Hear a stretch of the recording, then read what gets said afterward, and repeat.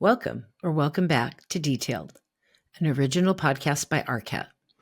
This is a show where we uncover lessons learned to help you navigate your next project. I'm Cherise Lakeside, Senior Spec Writer at RDH Building Science, and your host. My guests today are Christopher Roach, Principal, and Nick Brown, Senior Associate from Studio VARA in San Francisco, California.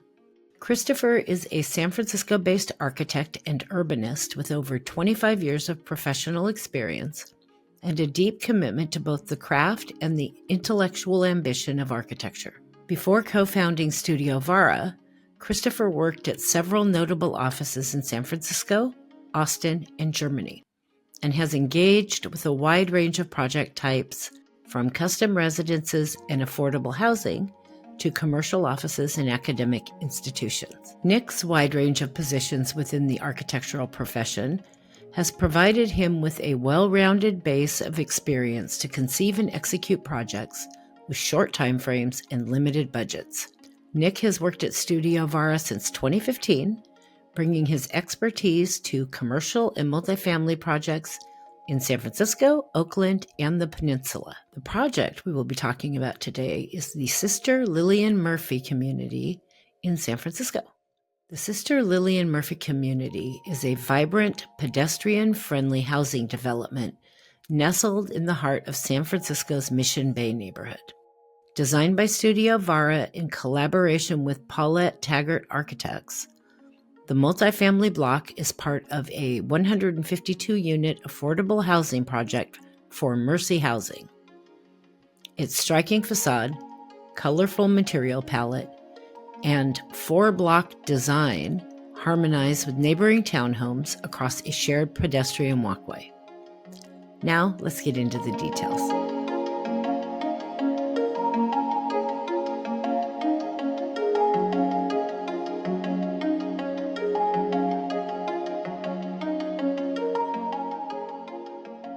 Welcome or welcome back to Detailed. My guests today, returning guests, are Christopher Roach, Principal, and Nick Brown, Senior Associate from Studio VARA in San Francisco, California. I got that right this time, right? Yes. Studio VARA. Yes, I win. Today I win. The project we're going to talk about today is the Sister Lillian Murphy Community in San Francisco, one of my favorite cities. Chris and Nick, welcome to Detailed. I am so happy to have Studio VARA back in the house. Thank you for joining me. How are you today? Doing great. Thanks for having us. Yeah, we're great. Thanks for having us back, Cherise. This is a delight. You all are welcome anytime. Just so you know that. You don't wait for an invite. You've got something good, just give me a call. As you know, we typically start with an icebreaker question just to get us warmed up, and just because I'm nosy and I like to ask interesting questions. And so the question for you two today is, tell me about one professional achievement that you are really proud of.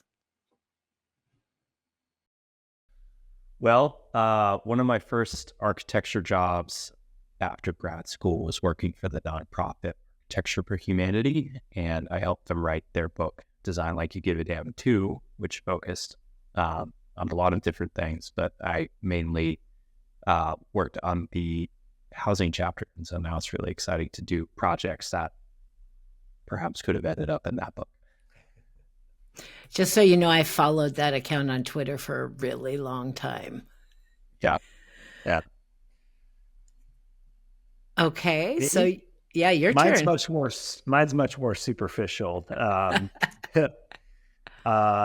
Just feather in our cap, we got a project published in the New York Times this past January. So, I think for us, Fire Country Lookout. It was Fire Country Lookout, which we've talked about in a previous podcast. And getting a project in the newspaper of record is about as good as it gets, except maybe being on Detail 3 times. Oh, flattery will get you everywhere. Everywhere. I do have to say that the Fire Country Lookout project was such an interesting interview and such an interesting project that I have mentioned that project on other episodes talking to other guests, because there was just such great things that went on in that project. So congratulations New York Times, I follow them as well. Thank So you. congratulations on that. So let's talk about this project. Yeah. So the Lillian Murphy Community, which I love the name of this because it's not the Lillian Murphy building, it's the Lillian Murphy Community. How about first giving me a little background or history on this project? Yeah, maybe it'd be good to just start with a brief history of Mission Bay, the neighborhood that it's in, because it's pretty fascinating history, and I'll try to keep it brief because there's a lot there. But as the name says, Mission Bay was once a bay. This was once an area that was a shallow bay, filled with water. And in the late 19th century, the inhabitants of San Francisco started filling it in with debris from earthquakes, soil from tearing down hills to flatten parts of the city. And eventually the whole area became kind of filled in and was for a long time various, industrial uses. It was a military base. For the longest time, it was rail yards, kind of the end of the Southern Pacific rail system.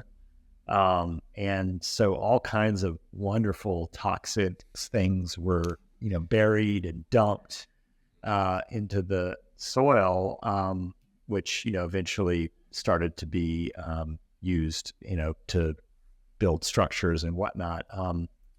And then in the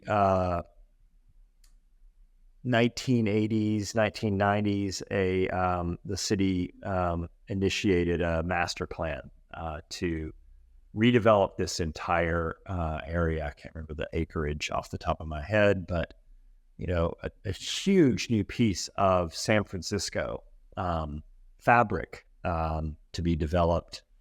And there's a whole history there around that master plan, but was intended to kind of stitch a kind of new grid into the kind of various offset grids into the city of San Francisco in this kind of flat area. As I said, it was a redevelopment area. So the redevelopment agency, when it was around, was sort of in charge of the project as a whole. And I think a few important things about that, this master plan dictated the layout of the streets and the blocks and the sizes of those blocks. There was a design for development set of guidelines that dictated heights and massing, numbers of, total number of residential units, total amount of office, all the kind of parameters for this new neighborhood. And the piece that we ultimately had the pleasure of building this project on was a site dedicated for affordable housing in this new neighborhood. It was, interestingly and importantly, kind of the last block that was developed in this part of Mission Bay. So in a way, this building was the last piece of the puzzle to kind of fit in and complete this part of the master plan. Some of those conditions in terms of the master plan, the zoning guidelines, and the soil conditions, which were very poor, set up a lot of the big challenges for developing this project. Nick, maybe you can talk a little bit about, we had previously worked on a project right next door to this. So we were pretty familiar with all of these conditions from a previous project. Right. The project we're talking about is on what was called Block 6 West. And then the other half of that block, 6 East, was a previous project that we had worked on with Mithun And in that case, we designed a row of little townhomes on a pedestrian muse walkway that went through the sort of the short end of the site in the middle. So our portion was the other west side of this block. Yeah, and it was, one thing to, as for part of the context, these projects are overseen by what was once the redevelopment agency, which became another entity called the Office of Community Investment and Infrastructure. And what's important about that is they are an agency that is chartered to the state, but they kind of exist within the city. And they oversee the process for taking each of these blocks, each of these pieces of land, usually giving it for free or for $1 to a nonprofit developer if it's affordable housing, or a for-profit developer if it's market rate housing. And then there's a whole kind of tender process through requests for proposals or requests for qualifications to get a development team, to get a architecture team, to get consultants on board, and to get eventually a general contractor. It's kind of a highly regulated process, and we have participated in several of these as part of an architecture team. So as Nick mentioned, on the Block 6 East project, we were teamed up with Mithun Architecture, originally based in Seattle, their local office here. And the project we're talking about today, we were teamed up with Paulett Taggart Architects. And so they were the prime architect and we were the associate architect, on that team. Mm-hmm. So I'm going down my first rabbit hole already. It's the first question. So I'm assuming that you had to comply with public bidding procedures then. Yeah, there is a bidding procedure. This is not low bid,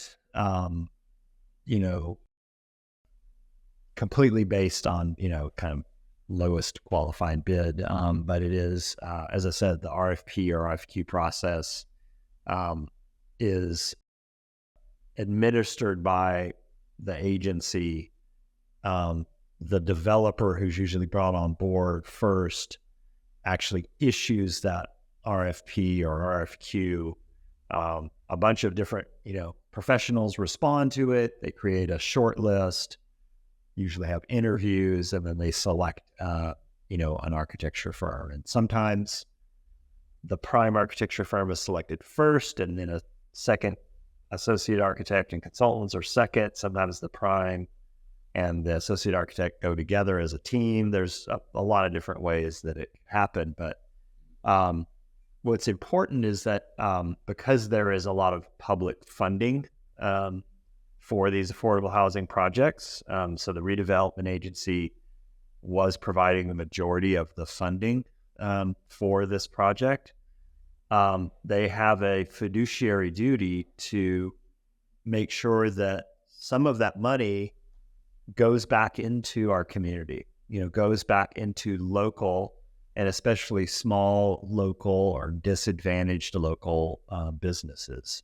So we're a registered small local business. Some of the engineers and other consultants are registered small local businesses. So it's a really incredible opportunity to have smaller firms get involved in these big projects, increase the talent pool, encourage competition and kind of for the greater good. And that request for proposal or qualifications process, obviously it's public. There are very specific requirements that we need to meet. And then there's a scorecard at the end. And the nice thing about being a local business is that you get a bonus. You get that scorecard at the end. So that kind of helps you up your score. Yeah. When I did public work for years, and I asked that question on purpose because I find that a lot of design professionals who have not worked on public work don't always understand what they're stepping into when they go after their first public project.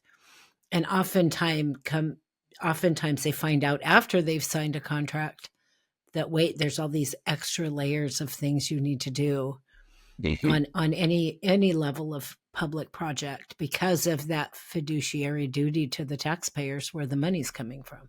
Right.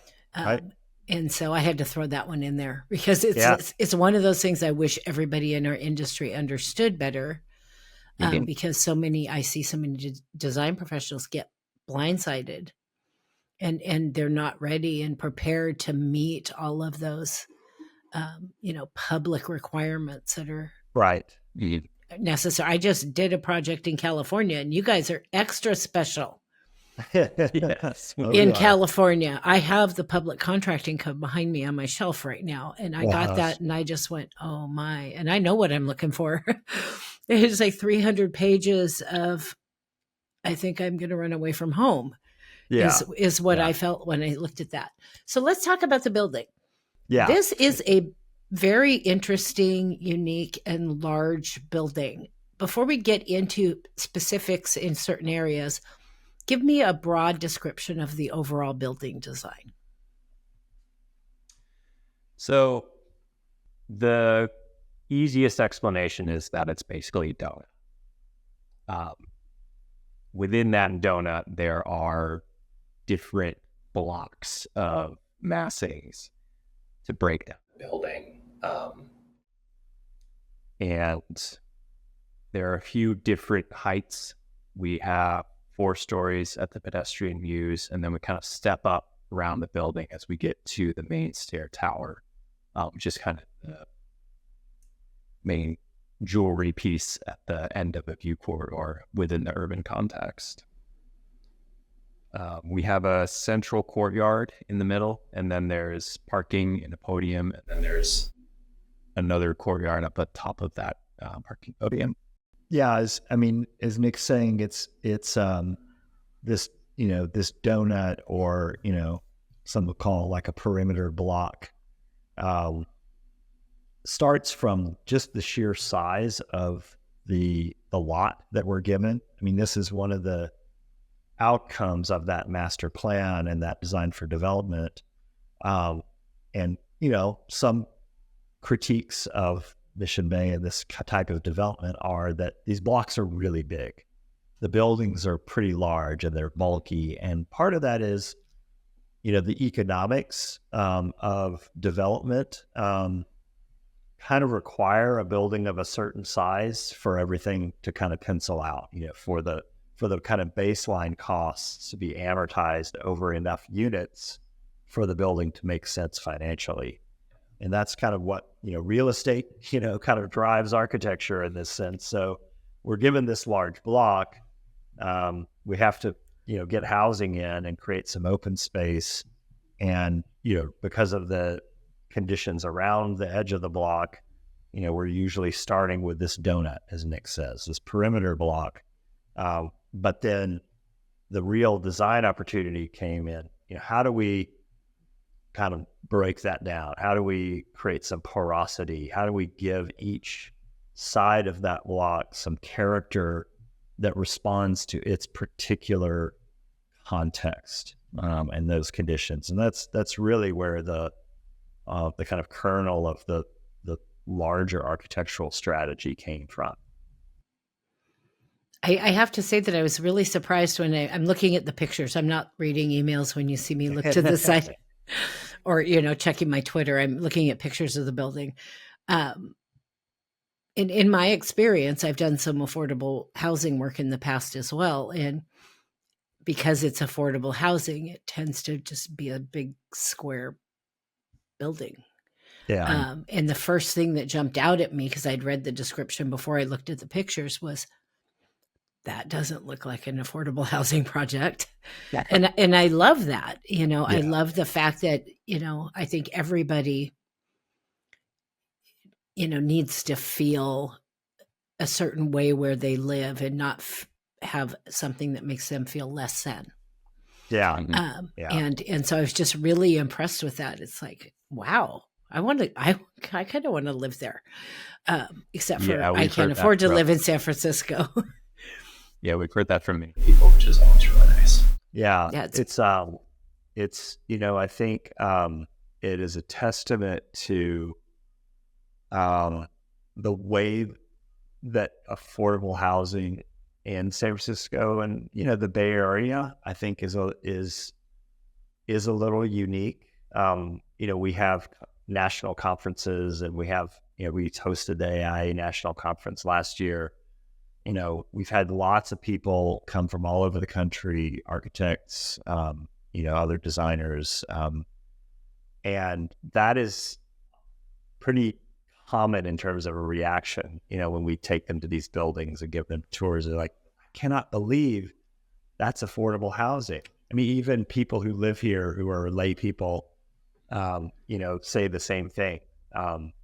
And it's a testament to, I think, another, in a way, fiduciary duty that, you know, these agencies have, and kind of hold the development and, you know, design community to a standard that is really based on that idea you just articulated, which is this equity that people who live in affordable housing deserve and have a right to good design. You know, they have a right to something that is, you know, equivalent quality to a market rate building. Now, they may not have the highest end finishes. You know, they may not have, you know, marble countertops and, you know, real wood floor, you know, those kinds of things. They may not have a lot of expensive, fancy materials on the outside of the building, but there is a expectation that, you know, when you look around, you don't say, oh, that's the affordable housing project where the poor people live, right? And it's so important, and that's really what I think drives, you know, our practice as a kind of purpose-driven practice, and I think it drives all of the architects and designers and professionals who work on these projects in a common goal to really provide, you know, that kind of equity, that kind of quality of dwelling for everybody. Well, coming from very humble beginnings where I spent some time as a young person living in affordable housing, I have the utmost respect for that, because it's a proven fact that if you do things to keep people down, they're going to stay down. Yeah. But if you do things and give people things to be proud of and to celebrate and take care of, that lifts them up, and they, in the long run, do even better. Yeah. So I'm having a personal reaction to this building. That's as great. as well as just thinking it's a really cool building. I would have loved it when we had to spend the time when my mom decided to go back to school as a single mom. I would have loved to have been able to live in something like that, as opposed to the literal concrete building. The walls were concrete. No. Inside the units, you couldn't even hang something on the wall. Right. It was cold, and and I've seen, by the way, some really expensive apartment buildings with some super cheap finishes. Yeah. So, yeah. you know, just because it's more expensive doesn't necessarily mean it's better. But so I just had to share that. You had a diet. Go ahead. I mean, just to take that back to the architecture, you know, I mean, you look at it, and these aren't expensive materials. Right? This building is pretty much a stucco box. You know, we get a little bit of a, you know, quote unquote premium material, this metal siding that was used on the stair tower, which is this, you know, important kind of landmark and beacon. But the rest of the building is a white stucco box. You know, we've got some, you know, accent panels, we've got some board form concrete on the ground floor, but, you know, these are the tools that we have to work with as designers, using humble, inexpensive materials, making some big moves and some medium-sized moves that elevate the architecture through simple articulation, through differentiation, through, you know, elements that add some human scale, some very judicious use of, you know, kind of decoration, and that's it. And yet you could do so much with that to, as you're saying, really elevate the architecture. Yeah, I think one thing that can happen in projects where the exterior materials are so constrained is that there's a default to using lots of colors. And in this case, we really tried to pare that down to a more minimal color palette. And I think that really helps give it a more sophisticated kind of market rate vibe. Yeah. Oh, absolutely game changer. If that was a lot of colors, I probably wouldn't like it. But I think that we could do a better job in architecture of remembering that you don't always have to spend a ton of money to make something beautiful. And I'm hearing more and more of that in the interviews that I do, that people are taking average, kind of those average everyday things that are, maybe more cost effective and easily accessible, and focusing more on the design and using more affordable products, but making some really gorgeous buildings in the process by how they're using those products, as opposed to, it's not just a square building, and then throwing less expensive products on it, but how they use them. And I think we need to do a better job of remembering that you don't have to spend a fortune. I think it's a beautiful building. And I love the color palette, by the way. I'm a minimalist, so I'm like, yes, that works for me. Yeah.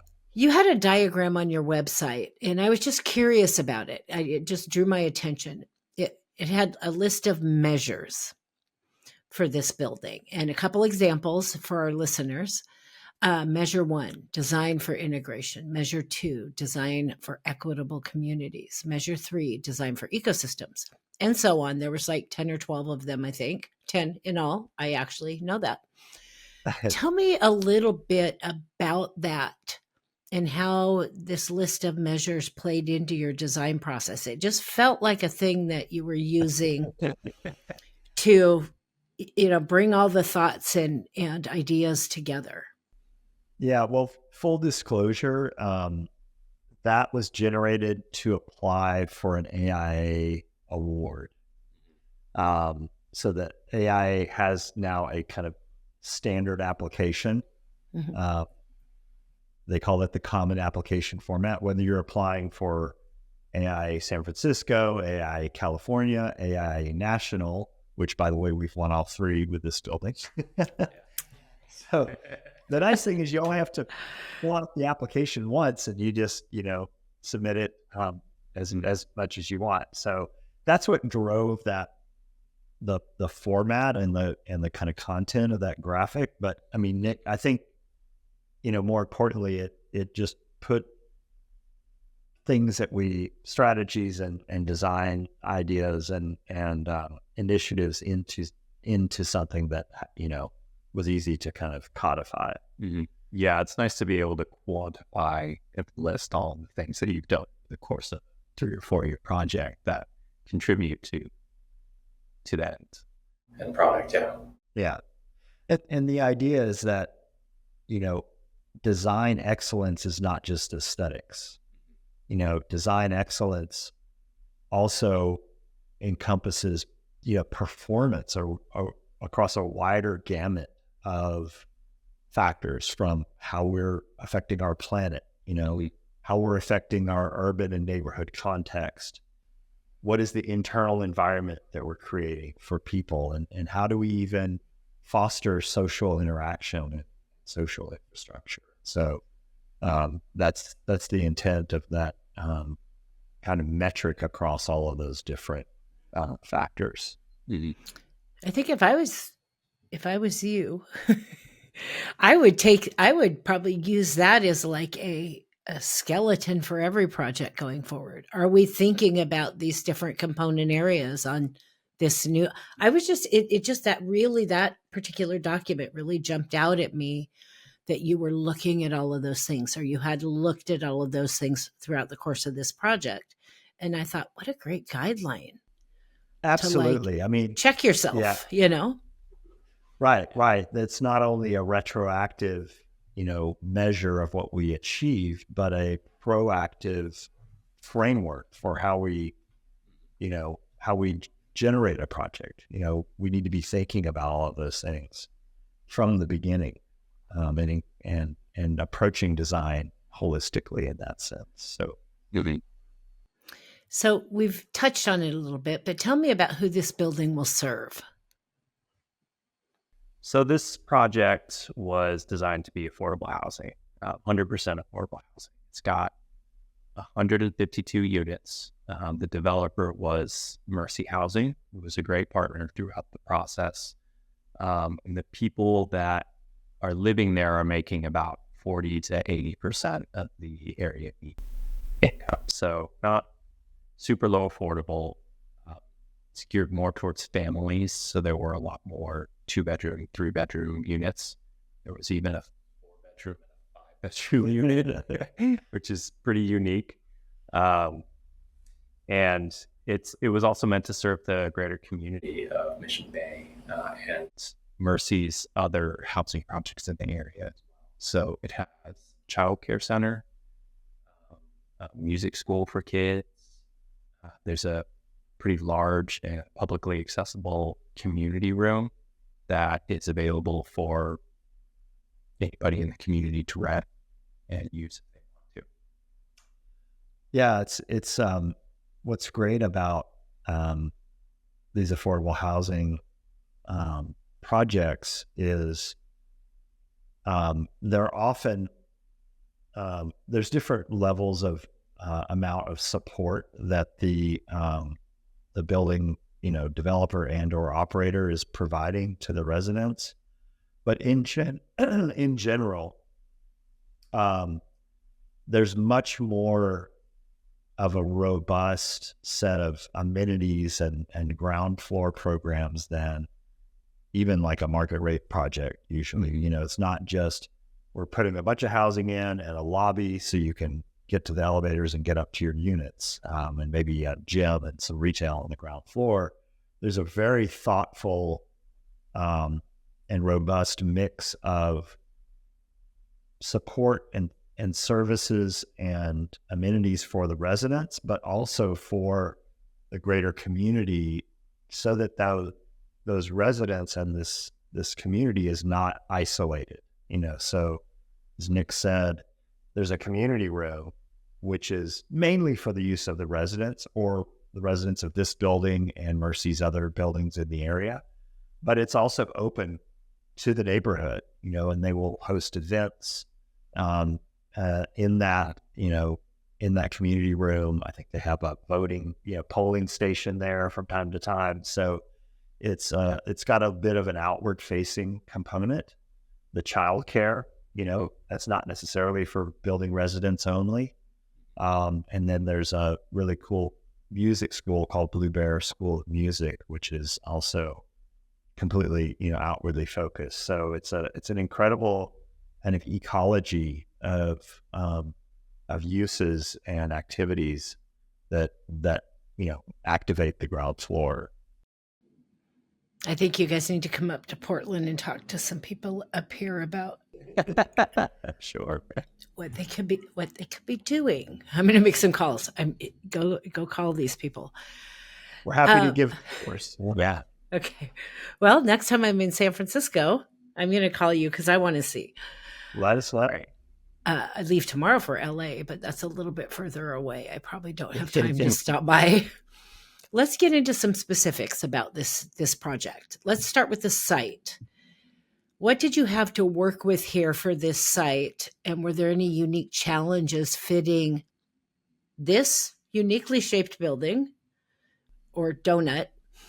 I'm going to use that now, onto this site.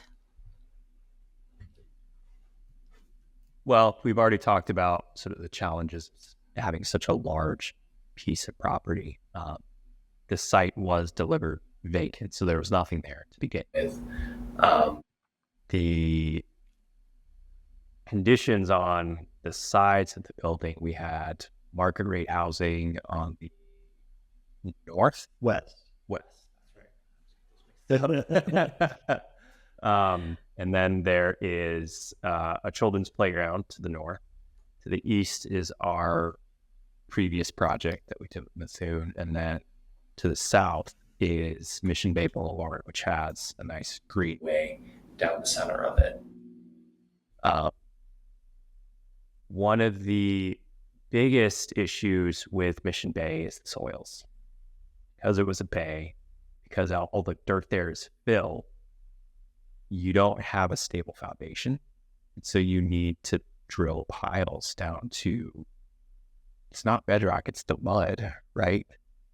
Yeah. I mean, it's the stable soil. Yeah, the stable soil, and that stable soil could be 200 feet below the surface of the site. So the first thing you start with is just drilling. What do we have, like 150 piles or something like that? And they're each, almost 200 feet long. So you're just pounding piles for the first month. And because the dirt is filled, it's sinking. So the streets, the sidewalks, they're all sinking. But your building, because it's on piles, is staying in the same place. So that sounds like fun. Yeah, it's great. And if you walk around Mission Bay, you can see in some of the older buildings where the sidewalk has fallen away from the building or cracked because of this stable soil. So there was a lot of thought that had to go into how we make the entrances accessible today and in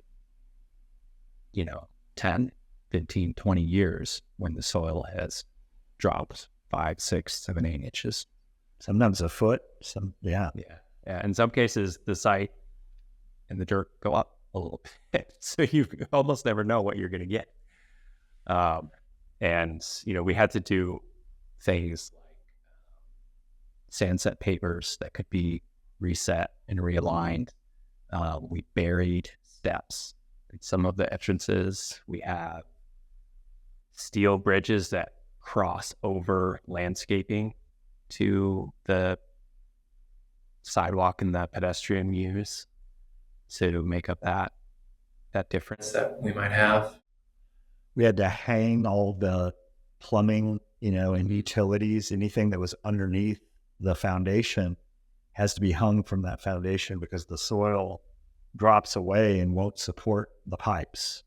And even the big, water supply main and sewer main have to be hinged because they're connected to the building, which is staying in one place on one side, and in the street, which is dropping down on the other side.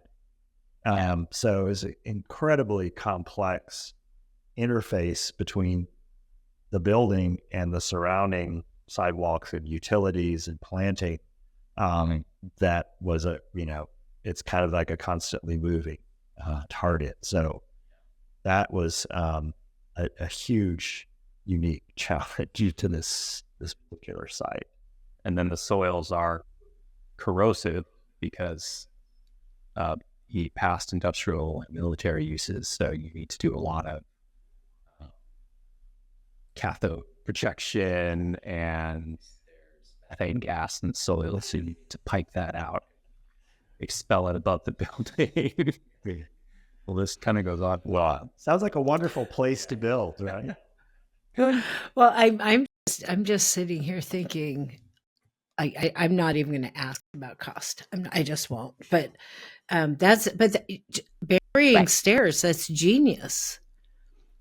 Because if the soil drops away, you still have stairs. I mean, we have a high water table in parts of Portland, especially since our city is divided by a river. Right. I've seen a lot of things, but what you're talking about right now, I can't even imagine. Yeah. What it just to think of all the things that might be affected if that soil moves, and making sure you've now done something you've never probably done before, so that everything stays the way it stays being a building, and everything around it doesn't drop away. Yeah. Better you than me. It's probably like designing a new building in Venice. Like Venice. Yeah.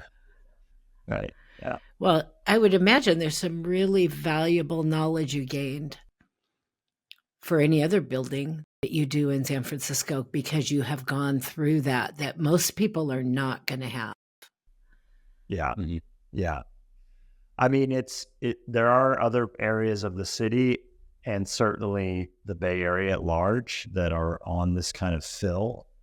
And so really, understanding that, what we think of as the ground, the constant, the stable thing is not constant or stable at all. And yes, there is a huge cost component to dealing with building in this area. But that's when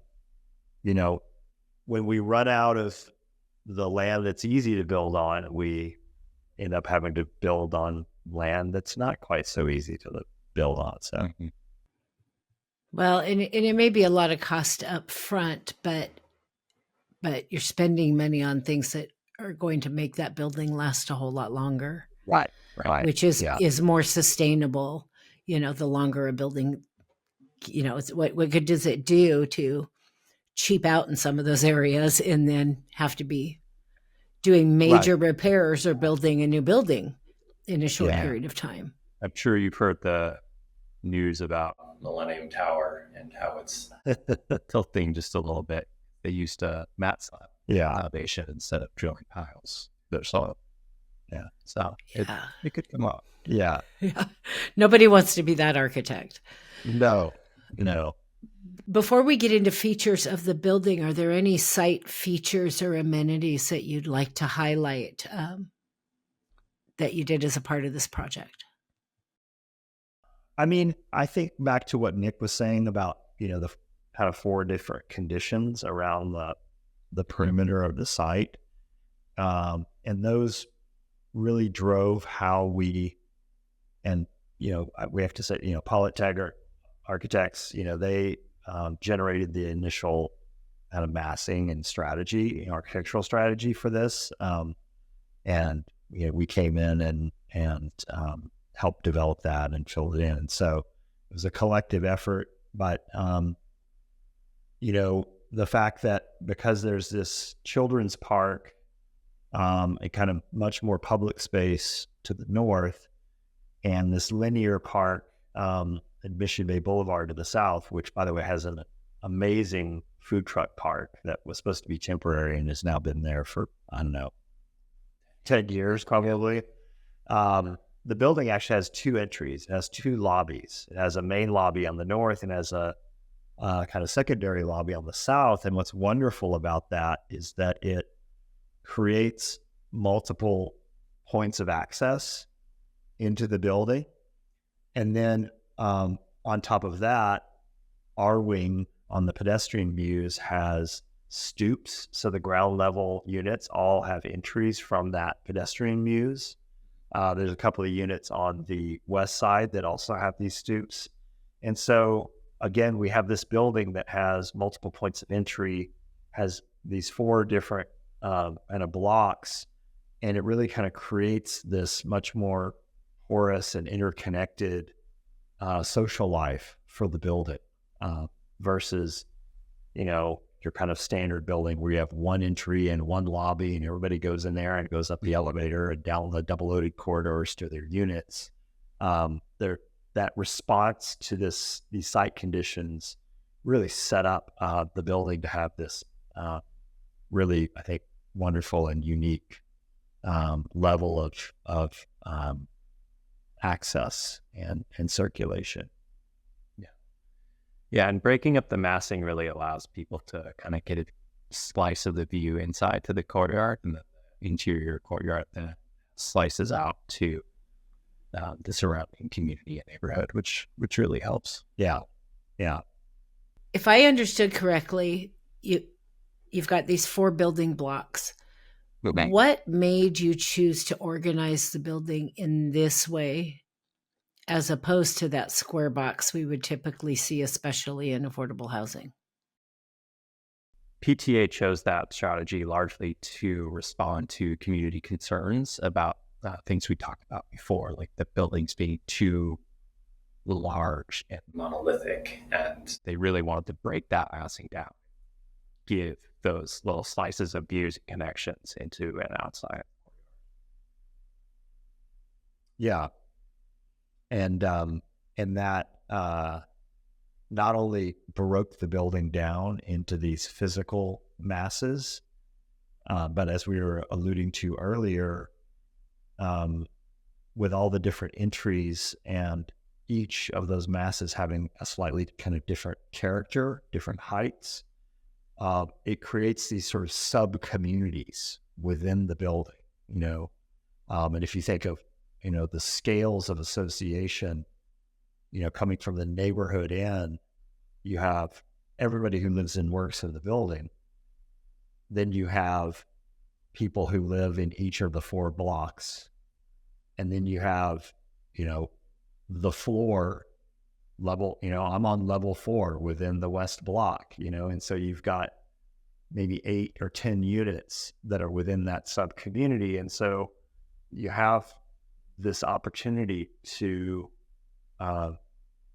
create all these kinds of nested scales of social life within a single building, which I think is really important to it feeling like a place that has a kind of human character and human scale, and is not just a massive, Especially in a building this big. Yeah. 152 units, several hundred people. Yeah. Yeah. It can be pretty anonymous if the design doesn't support that.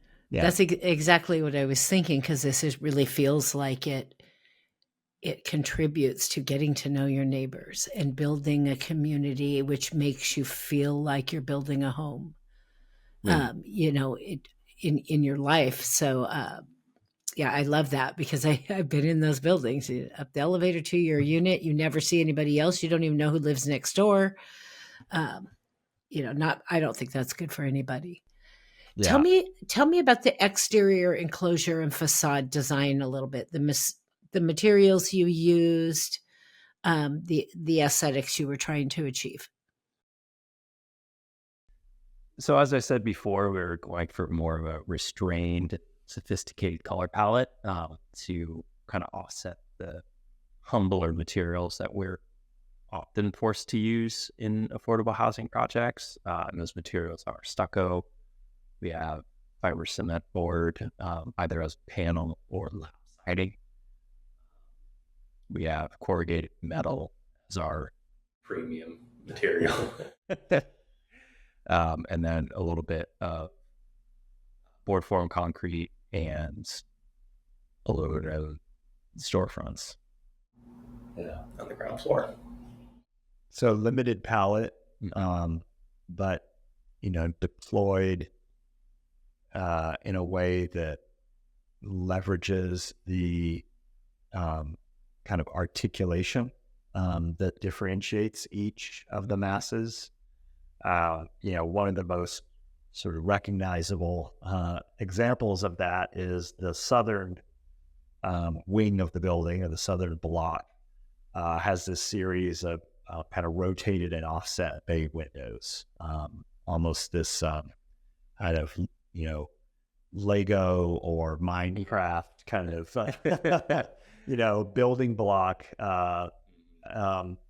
which has, because it's on the southern side, it gets a kind of interplay of light and shadow across the course of the day, across the course of the seasons, that really animates that facade, which was very important for the neighborhood. It faces that linear park. It's very visible from, throughout Mission Bay, and it's pretty much all white and windows, and yet it has this incredible kind of liveliness to it, both from close up and far away. That texture and this serrated base really give it a unique identity, which is really great. It does make a huge difference. I'm looking at it as you're talking about it. And one of the things that stood out for me when I first looked at this building are the different things you did with the windows. like in the taller, that's the one you call the stair tower, the long vertical windows. It is a game changer in the feel and the texture of the building. Then again, once again, being a flat surface with just some windows in it, Yeah. which is my least favorite thing to look at. It really truly changes the game on the feel of those materials feeling more sophisticated. Yeah. Oh, sorry. Oh, go ahead. That stair tower was a real, it was a long, dare I say, battle or Conversation. a long conversation between the architecture team and the OCII, the agency, and the developer.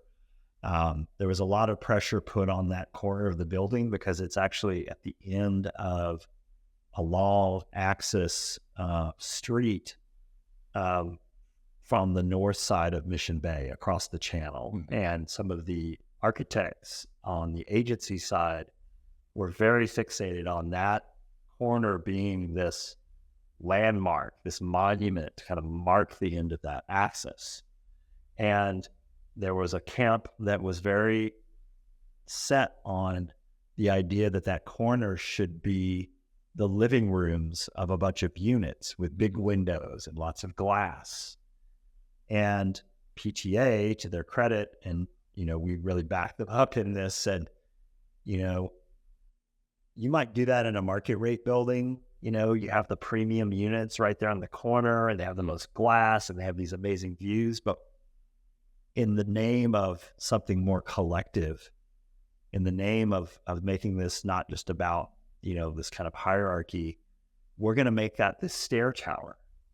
We're going to put the main stair of the building in that tower to create activity, people going up and down, to encourage people to use the stairs instead of the elevators, and to give the building some relief from the kind of residential articulation of different sizes of windows, and be able to do this this more monolithic mass clad in metal with a pattern of smaller slit windows in this kind of staggered pattern, which itself responds to the fact that this, you don't have level, unit floors within there. You have these stairs going up and down. And so it was this kind of win-win-win opportunity to create this more unique kind of monument and satisfy their requirements, to encourage a better, and healthier social life within the building, and create a kind of iconic sort of pivot point at that corner of the building that really is activated both in daytime and at night by people going up and down the stairs. We worked a lot on the interiors of that stair tower. Again, the agency was very fixated on the importance of at nighttime it glowing like this warm lantern. Yeah. And so we were lucky enough to be very fiscally responsible with our budget in other places of the building to be able to afford an entire wall of oak paneling opposite of the windows on the inside of that stair tower, that make it a much more warm residential feeling stair, and also at nighttime create that warm glow, from inside to outside. So that was, really unique opportunity. You did not do the big open living room windows, I hope. No. Yes. It's like, okay, I definitely, that was definitely what you did there is the right choice. Yeah. That stair tower also has the elevator, and so we were able to create kind of an expanded elevator stair along each floor, so that there's a little bit more social space. Put a nice bench in there so that people can enjoy that view and corner of the building. Right. Like I mentioned before the show, my son just moved back from Boston to the West Coast, and I'd go visit him once or twice a year in Boston. And one of the things that drove me crazy about his building is it had those big living room windows just open out, to the world. But what was across the street? Another building. And I can tell you that besides the fact that his building was taller than the building across the street, and I could see all the garbage they put on the roof and didn't shield, which drove me insane. I saw some really interesting things just looking out the window to the building across the way with big open windows. I will not share those stories, but right. Yeah, big open windows like that in that kind of layout. And the first thing I'm doing is putting up some kind of shades or curtains. Right. To, shut that off in your privacy, because there's a building right across the street. You're just looking into other people's windows. Yeah. That's a little voyeuristic. I'm not even going to say a word. Okay. Tell me about one difficult design challenge and how you solved it. So our portion of the design for this building was mainly the exterior of the wing that faced the muse, pedestrian muse, and then the interior common space of the ground floor. And so our focus on that muse wing was created in response to the townhomes we designed across the muse. Those townhomes were 3 stories. They were a little more typical, where you have a block with bay windows that are protruding from it. So our response in the new building was to create a block and then carve out from that. And one of the features of that was a jewel-like shadow box, I guess you could say, that was made of metal. It's a detail that we often use on our single-family high-end residential projects that we modified for lower bid quality subcontractors and metal fabricators who were working on the job. And that one turned out to be pretty interesting. One of the requirements in the planning approvals is that you create a construction mock-up where you show your selected materials in the real color that you're proposing and as many of the design features as you can, just, shrunk down into like a little Frankenstein of a building. And we had originally conceived these shadow boxes as a single piece of metal that would then get, craned up and attached onto the building. In the construction mock-up, they made a single piece shadow box that was like 1/10 of the size of the real ones. And they had the worst tough time lifting it up and installing it. And the contractor said, "This is never going to work. Our sequencing, with our manpower, with our tools to get it up and attach it in the way and the timing that we want to." So we had to kind of redesign the whole attachment sequence for those shadow boxes. And, like a lot of different things, we got Paulett Taggart's office. We got the project manager and the site super for Cahill, who was the contractor. Got everybody, the subcontractor, the metal worker was there too. And in situations like that, you kind of just gotta throw everybody into your room and can't come out. You have a solution. And so that's what we did. And we kind of broke it up into pieces where you have an L-angle attachment that goes onto the building first. And then you have larger sheets that then get attached to that and attached at the corners to make the shadow box. Well, I can say that the best thing you could possibly do when you have to solve a problem like that is get the contractors and the people who have to install it, because they're going to have ideas. I mean, they're the builders. They're going to have Yeah. ideas nobody else is ever going to have. Yeah. I mean, and it's even the difference between the people on the contractor and construction team that are looking at it during construction documents and bidding, and then the site super and the people on the team that are actually out there building it. They work for the same company. They all have construction background, but the specifics of, that super and his schedule and the specific subcontractors he has and the changing nature of the sequencing. I mean, mind you, COVID happened in the middle of construction of this project. And because this was an essential service, we kept going. But, availability of materials and availability of subcontractors and the delays in, figuring out, PPE and all those things, this was building the plane while flying it. And so all of those things kind of changed the variables enough that we had to rethink how this was installed and ultimately still meet the general aesthetic and, architectural kind of intent. Give me just a quick overview. You've talked about some of the community spaces in the interior of the building, and 152, I believe you said, units? Yeah. Give me a couple highlights on the interior of the building or the interior aesthetics that you're particularly proud of.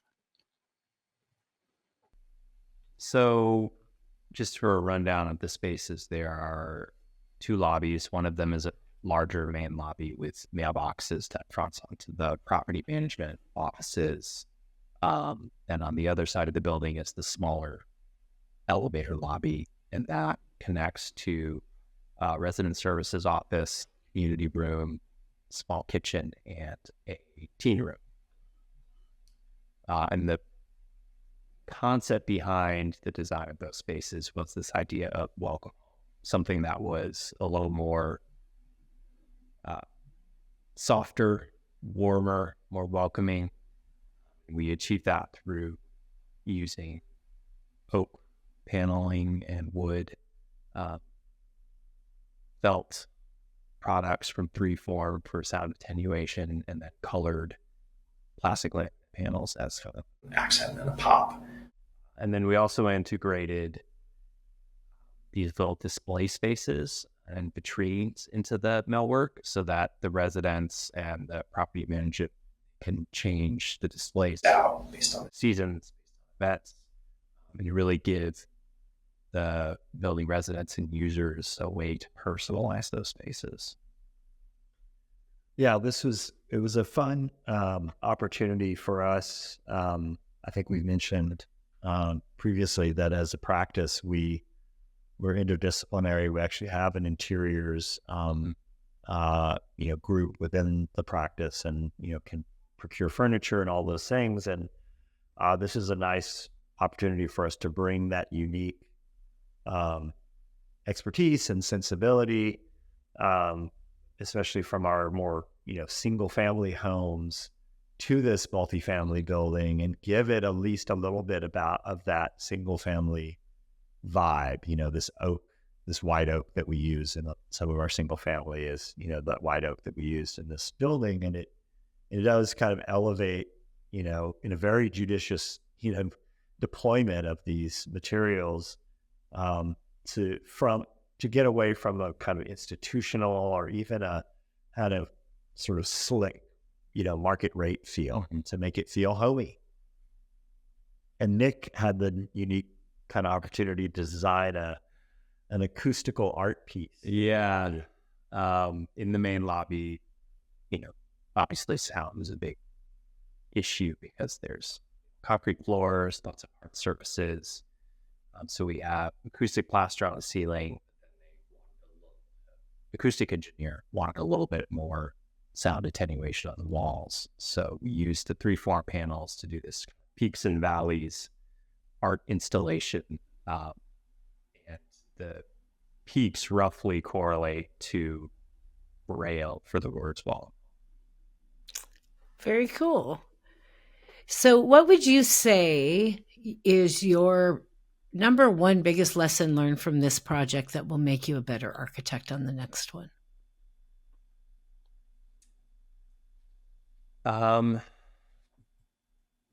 You know, sometimes when we talk about these projects and how we're collaborating with architects, another designer, their first question is, wait, like how does that go? And I personally, I've always loved that because we get a chance to work with really great, smart people like Paulett Taggart's office, and a chance to learn from them and each other. And you really got to be open. You can't come in with an ego. You got to leave it at the door, and you got to be communicating and sharing ideas and going with the flow and being open. So for me, I think, the biggest lesson learned is after the project was done, and Mercy and their building manager have been incredibly generous with allowing us to tour people through the building. And so we've done it quite a bit. And every time we go, some of the residents, ask who we are. We say we're the architect, and they're so incredibly thankful and so just effusive about how much they appreciate, living in this building that really does feel welcome, and it really does elevate their sense of belonging. And so that kind of feedback, and even the staff that work in the building are incredibly proud of this place. They are at any opportunity to show it off. They seize that opportunity. They take incredibly good care of it. I mean, it is pristine, spotless. Several years after 152 families have moved in. And I think what I take away from that is that our most important client, the residents and the people who work in this building, we never get to meet until after the project is done.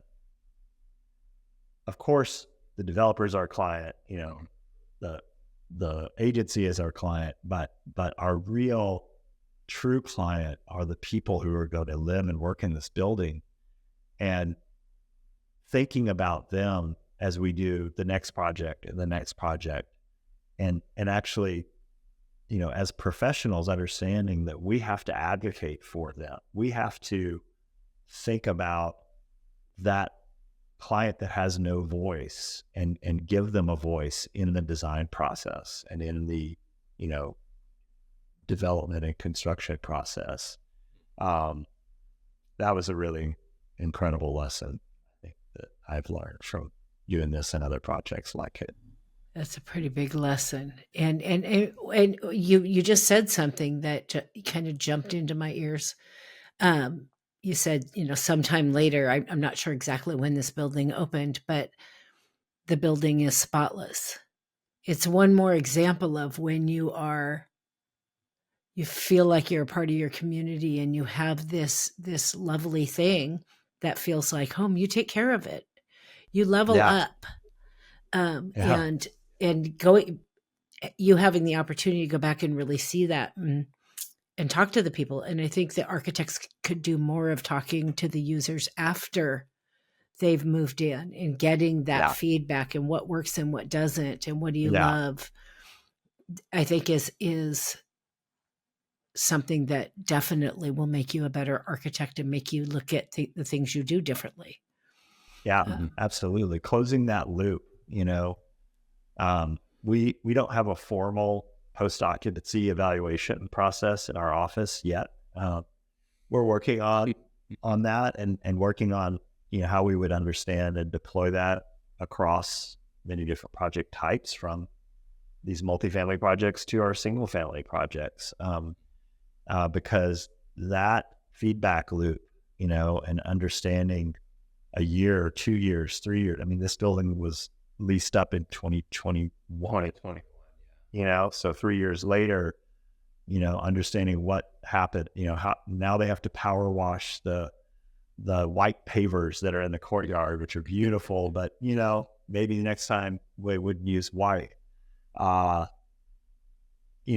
those things are invaluable to feed back into our practice and to really make ourselves better designers. Absolutely.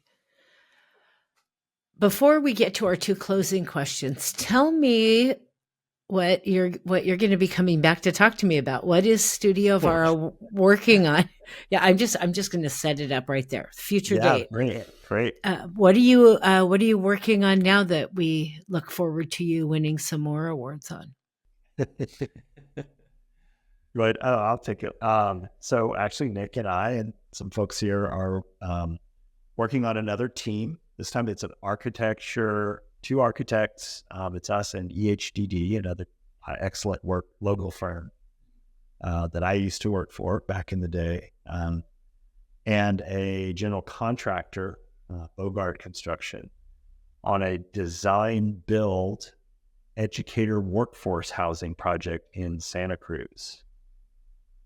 So this is 100 units of affordable housing specifically for teachers, paraprofessionals, janitors, support staff, anyone who has a contract with the Santa Cruz City School District to provide them much needed housing to address the enormous deficit in educators and educator workforce in all public school districts, really. So it's a very exciting project, very much aligned with our, purpose and values.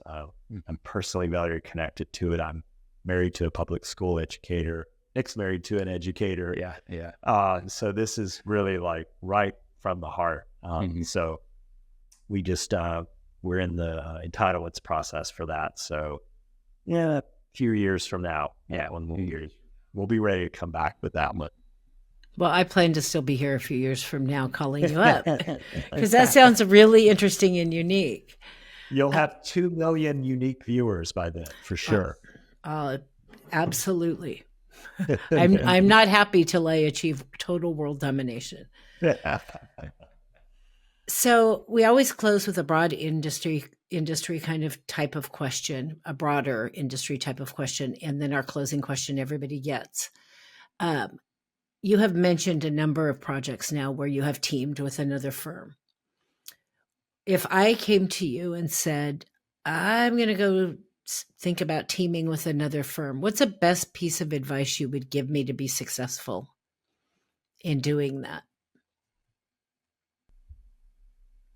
I think I said it earlier, but you go out the door and just have fun with them. I like that, especially for some architects I know. Present company excluded. Yeah. It's, no one has a monopoly on ideas and talent, and my catchphrase is always in these kinds of collaborations, 1 + 1 is more than 2, and while we have to sometimes fight the question or perception that it's not efficient, why have 2 architects when you could have 1, you're going to duplicate effort. It really does. We have thrived in these collaborations.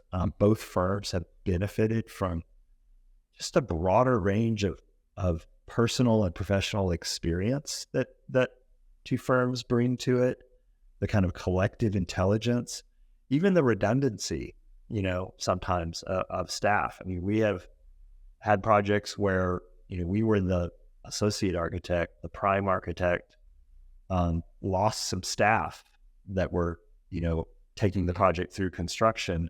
We stepped in to, carry that load and bring the project to the finish line without missing a beat, And so I do think that there is a intangible benefit to having that kind of collaboration, and it fosters I think a pretty unique, greater community of collaboration. In, I would argue, San Francisco and the Bay Area, because this is so common.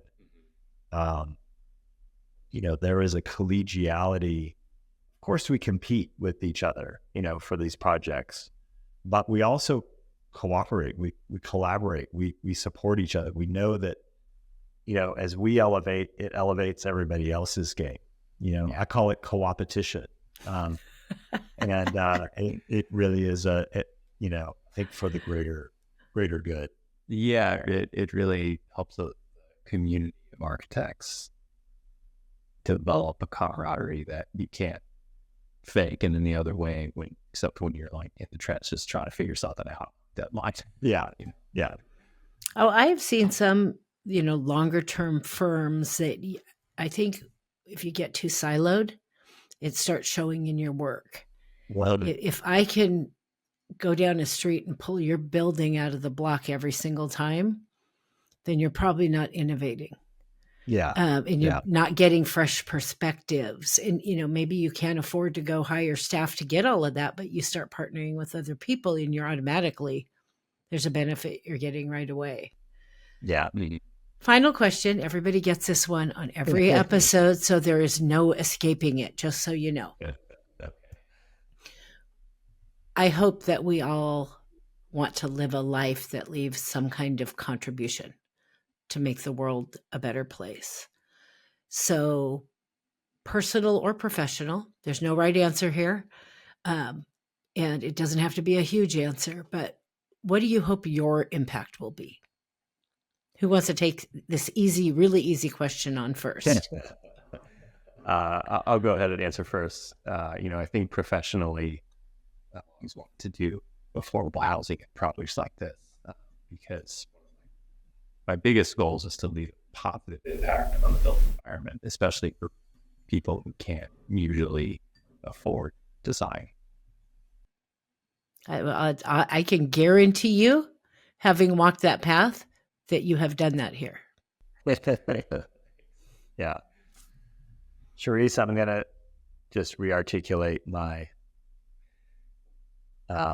impact statement, which is, my intention, which is, to prove that you can do great in architecture, you can provide great design, you can have a positive impact on the world and not be an asshole.